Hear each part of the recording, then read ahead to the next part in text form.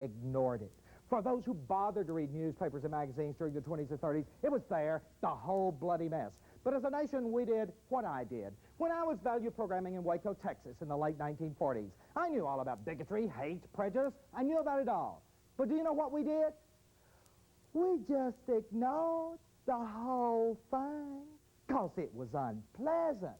And Lordy, white people don't like to do anything unpleasant, do we? We don't like to get emotionally involved, and we didn't have to when it was just in print. But with television, whether we liked it or not, we were there with George Wallace at the schoolhouse door, Bull, Connor, and Starling police dogs. We had to sit at lunch counters watching people order hamburgers that probably weren't worth eating while other people came in and attacked. And as a nation, we finally said, wait a minute, what do I believe? What is right? What is wrong? How do I stand in this situation? It was a significant, emotional event, a whole series of them, electronically injected, changing us. Television has that power, the power to change. You don't think so? You don't think it hasn't changed millions of people in our society? Then ask the people who were alive. Where were they?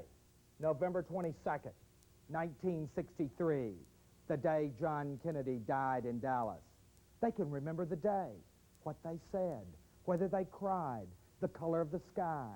That day, that moment, those events were unbelievably significant from a value programming point of view, because on November 22nd, 1963, the planet Earth stopped emotionally.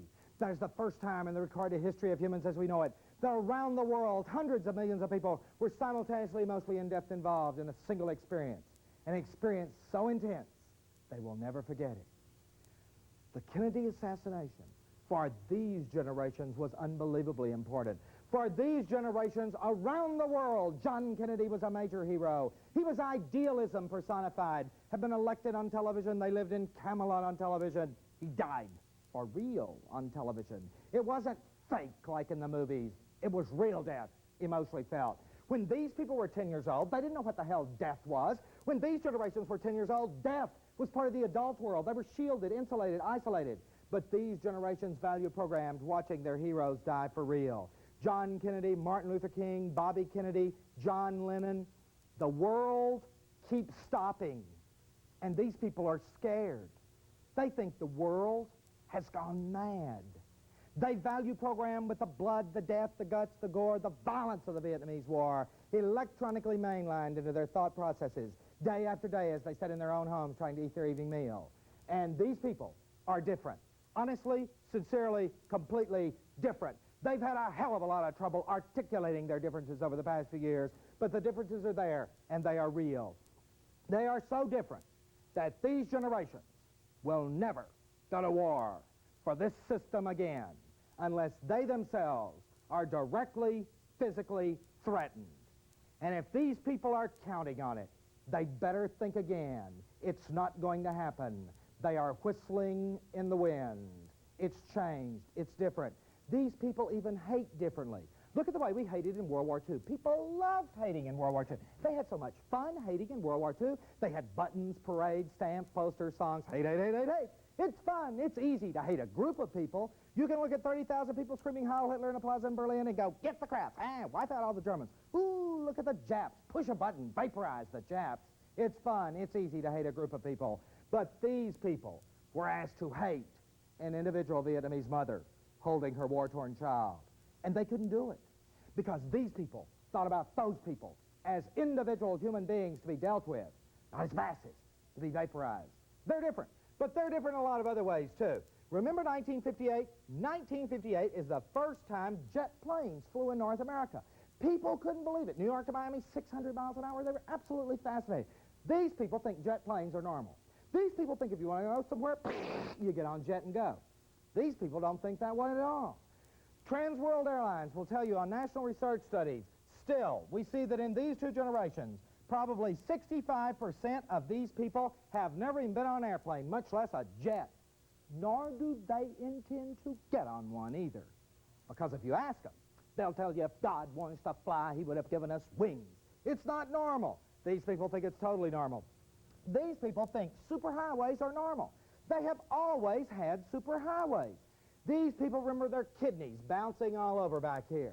From the early 1950s on, it changed. Everything changed. All over. The family, remember when the whole family sat around the radio together listening to Fibber McGee's Closet. Today's families can't even get together to eat a meal. Someone's off somewhere doing their own thing. From the 1950s on, it all changed. Everything shifted. It was all different. Legally, socially, technologically, economically, it was all changing. The rate of change would accelerate.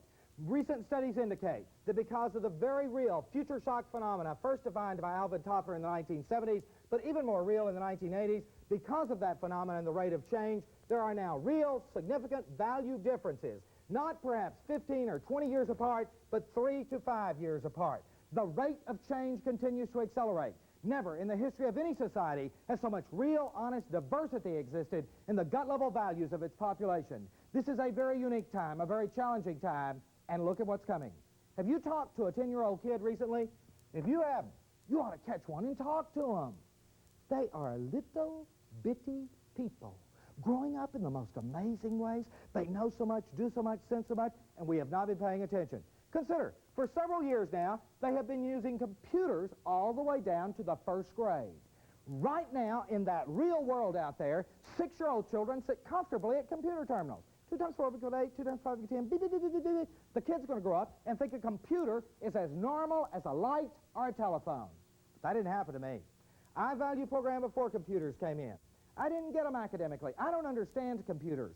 They wink and blink and do funny things. I don't like computers, and I don't like people that mess around with them either. It's not normal to screw around like that. These people think it's totally normal. 9-year-old kids. Remember when you were back in the 3rd, 4th grade? That's only 9, 10 years old. In my early years in school, we only did 2 things that were really interesting. We made Smokey the Bear fire prevention posters, and on alternate weeks got to feed a lizard that lived in a jar across the room. Boring? God, it was boring. For several years now, 9-year-old children, 10-year-olds, have been dealing with concepts like ecology.